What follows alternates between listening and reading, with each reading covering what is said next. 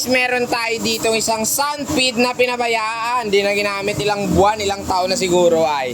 Areo. So ang gagawin natin mga guys, yung overall cleaning natin. Lilinisan natin bottom bracket hub. Ayan. Tingnan natin kung ano makakaya natin gawin dito. And then, syempre, tawa yun na churaya. Kayo daw kada dulago. Churaya oh. Gago! So yung maklasin muna natin mga guys no, para mabuklad ang iyang likod. So ang kadena, ako na lang bahala mamaya yan kung anong plastada na importante magamit. Bakit daw hindi man siya nagtiga?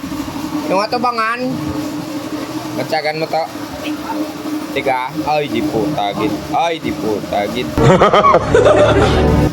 Yan, okay na. Nice. Hindi na naman. So nakita ko yung lock ng kadena. Parang matatanggal pa naman. Grabe ba?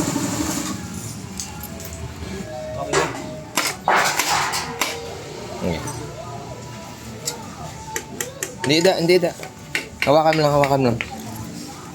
Okay.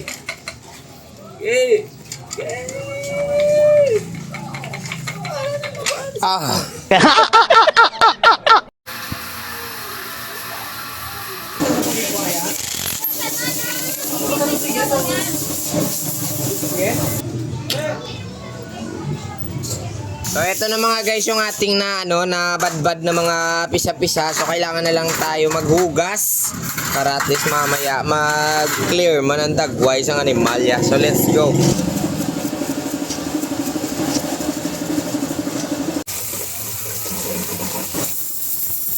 So ayan na, natapos na natin mga guys sa paglinis. So eto na yung resulta ng ating pinangabudlayan kagina.